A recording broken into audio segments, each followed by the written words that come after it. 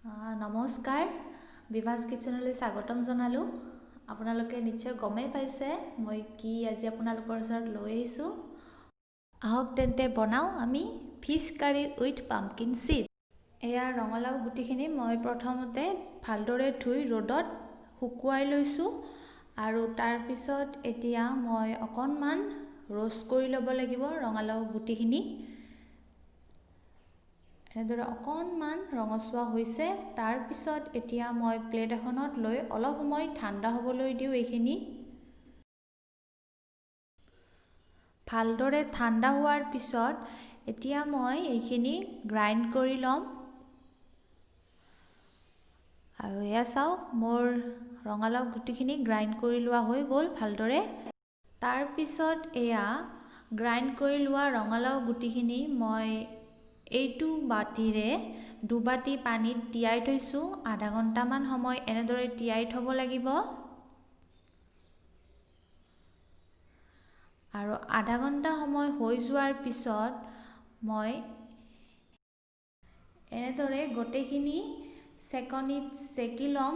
মানে ৰঙালাও গুটি পানীৰে আমি আজি জোলটো বনাম। এনেদৰে গোটেইখিনি মই চেকনিত চেকি লওঁ। এতিয়া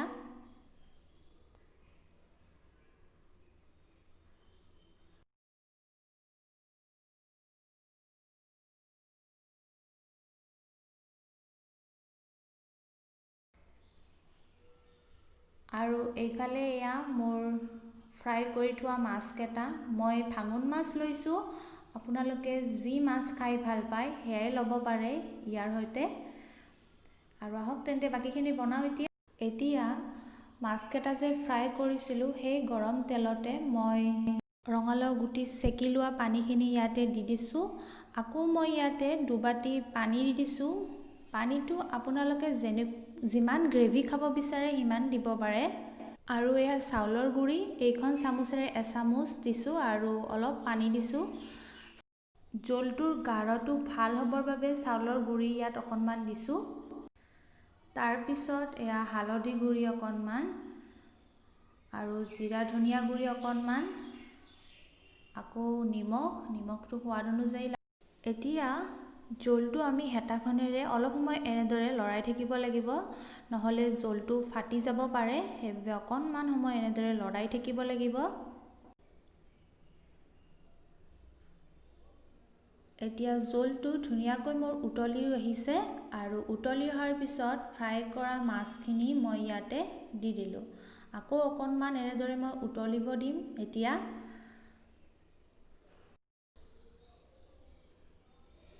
ধুনীয়াকৈ উতলিছে, হৈছে প্ৰায় মোৰ ৰঙালাও গুটিৰ সৈতে মাছৰ জোল বনোৱা।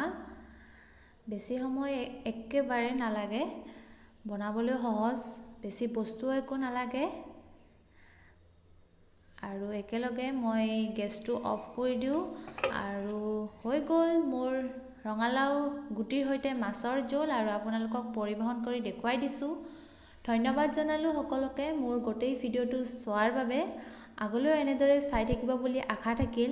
আৰু শেষত গৈ মোৰ বিভাস কিচেন চেনেলটো ছাবস্ক্ৰাইব কৰি দিব নাপাহৰিব।